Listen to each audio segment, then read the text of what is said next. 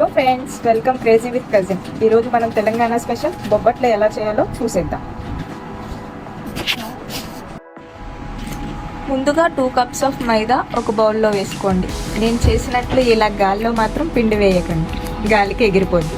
ఆ తర్వాత ఈ పిండి తగినంత సాల్ట్ అండ్ ఇలాచీ పౌడర్ వేసుకోండి. తగినంత వాటర్ పోసి బాగా కలపండి. వాటర్ మరీ ఎక్కువైతే బాగా లూజ్ అయిపోతుంది, సో చూసి తగినంత మాత్రమే వేసుకోండి. వీడియో చూస్తున్నట్లు క్రాక్స్ రాకుండా పిండి కలపండి, లేకపోతే బొబ్బట్లు సరిగ్గా రావు.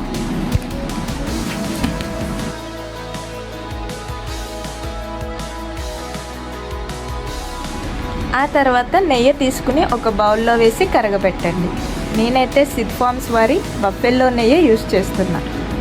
తర్వాత నెయ్యిని పిండి పైన పోసి పిండంతా బాగా నెయ్యిలో కలిసేలాగా అప్లై చేయండి.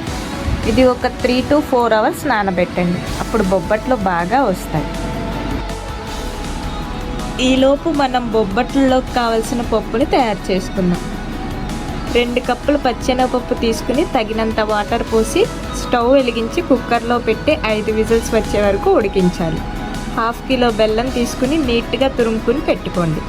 ఇలా చిన్నగా తురుముకోవడం వల్ల పచ్చెనగపప్పులో ఈజీగా బెల్లం అనేది కలిసిపోద్ది.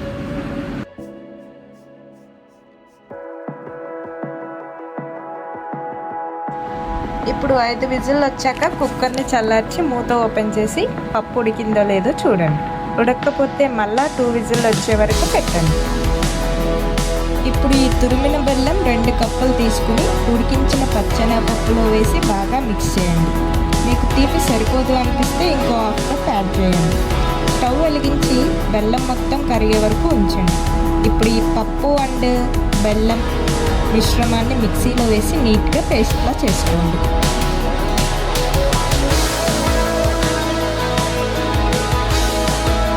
ఇప్పుడు ఒక కవర్ తీసుకుని నీట్గా గీ అప్లై చేసి కొంచెం పిండి తీసుకుని మధ్యలో కొంచెం పప్పు పెట్టి నేను చూపించినట్లుగా నీట్గా పప్పుని పిండితో కవర్ చేయండి. ఇప్పుడు ఆ పిండిని నెయ్యి రాసిన కవర్లో ఉంచి రౌండ్ షేప్లో ప్రెస్ చేయండి.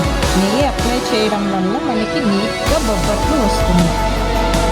అది ఇప్పుడు వేడి ప్యాన్ మీద నెయ్యి వేసి హీట్ చేయండి. ఇందులో నెయ్యి ఎక్కువ వేస్తే రుచి ఎక్కువగా ఉంటుంది. ఇంతే, సింపుల్ వేడి వేడి బొబ్బట్లు రెడీ. సబ్స్క్రైబ్.